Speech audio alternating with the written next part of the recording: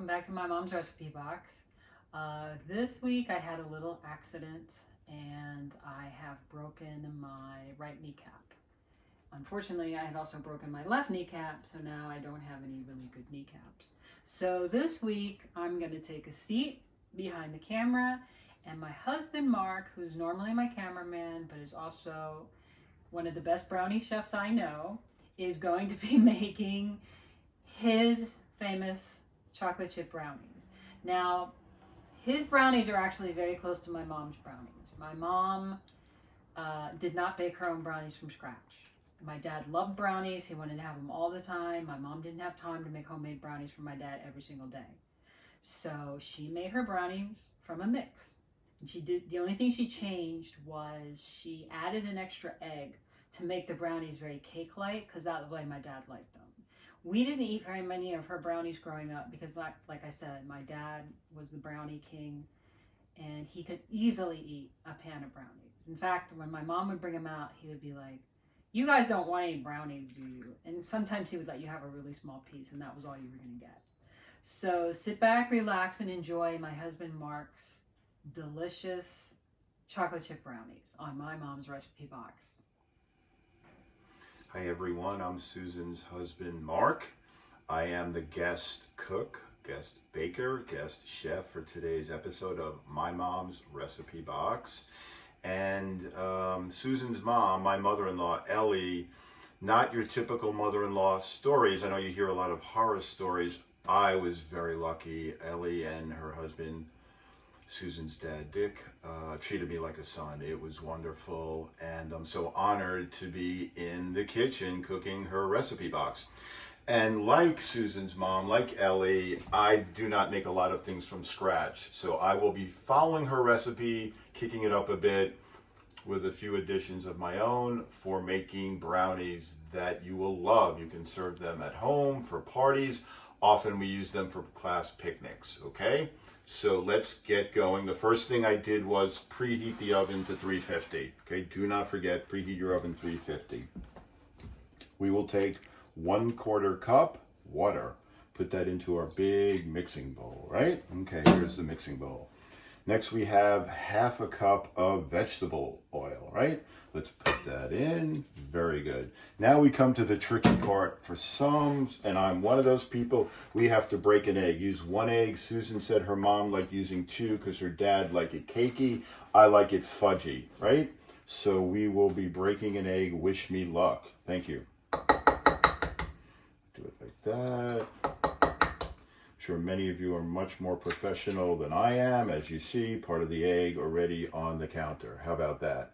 I do not think, though, that we have any shells. Yes, we do. Here's a big shell. Okay.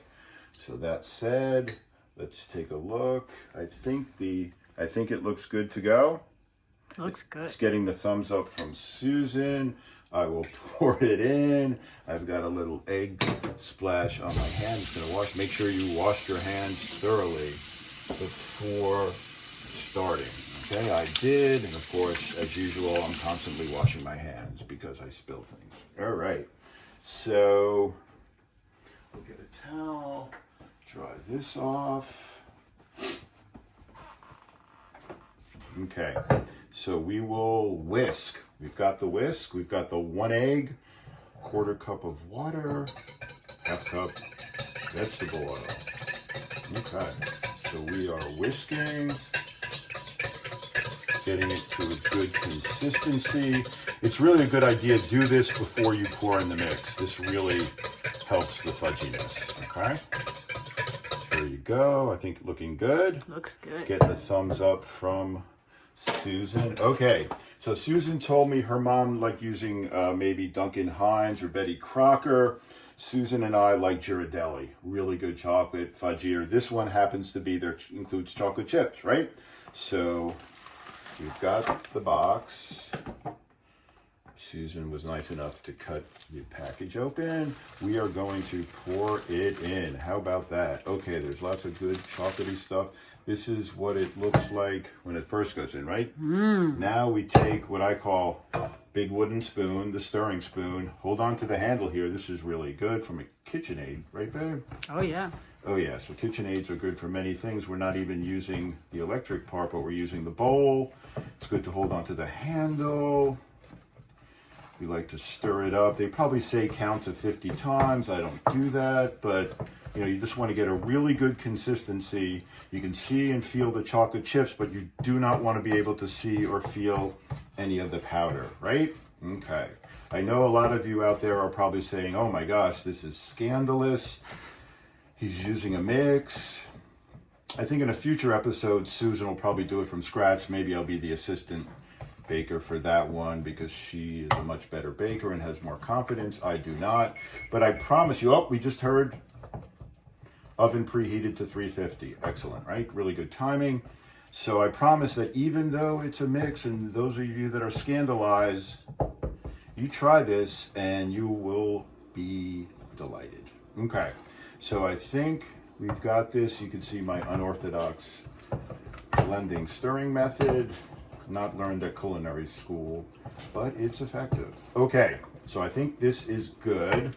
It's gonna look like that. We're gonna add a few secret ingredients that will not be secret anymore. Okay, first thing we like to do is we like to taste the cinnamon. Here's a really good bottle of cinnamon. You can tell it's almost empty. We use it a lot. Cinnamon really kicks up the flavor, right? I can't tell you an exact amount. You see I'm just kind of shaking it. You don't want to cover all of the top, but get a good amount on the top so it's going to blend in all the way through, okay?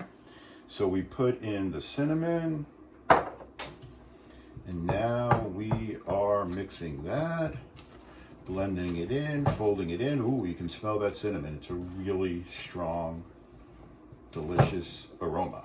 Okay. Other secret ingredient in a brownie, yes, pure vanilla.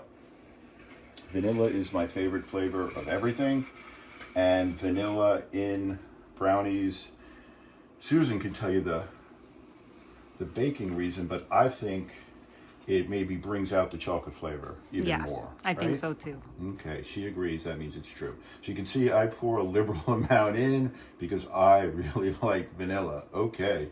With this bottle, let's empty it. Ooh, how about that? Okay, very good. We finished that bottle. Wasn't too much, so do not worry. And now we're going to, so it's going to make it a little more liquidy, which I think helps get the fudgy factor up when we are ready to eat it.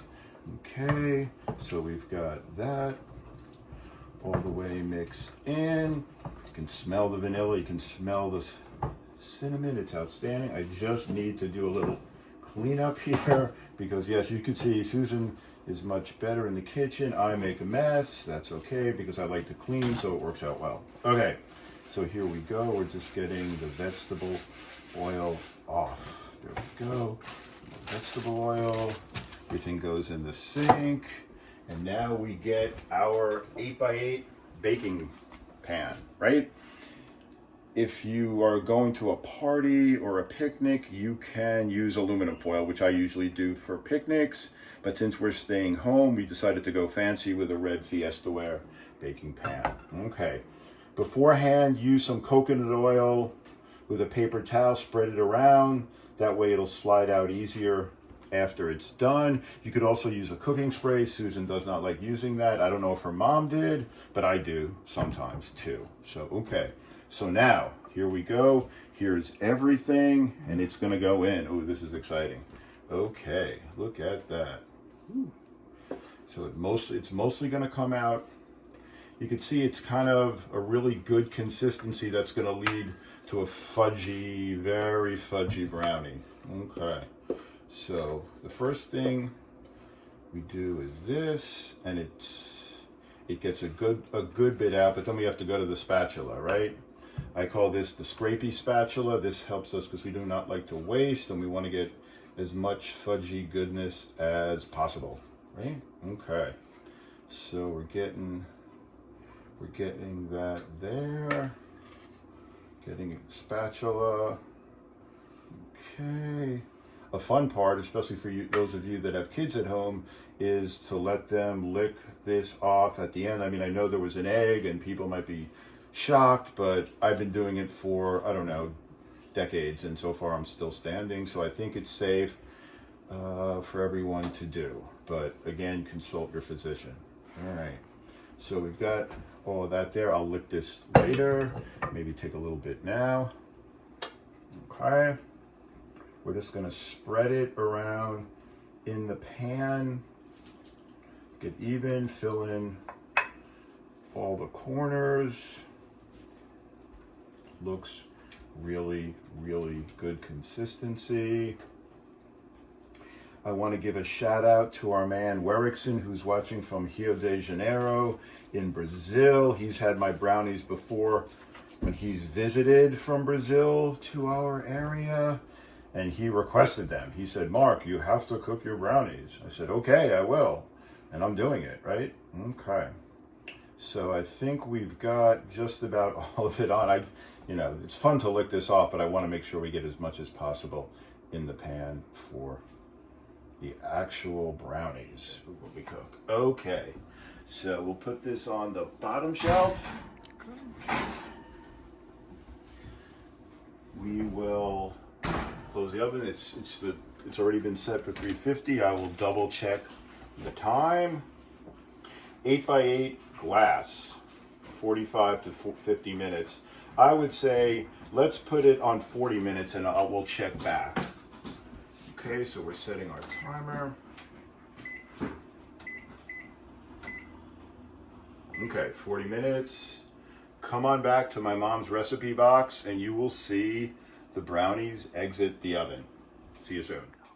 Okay, hi everyone, we are back. The timer went off at 40 minutes.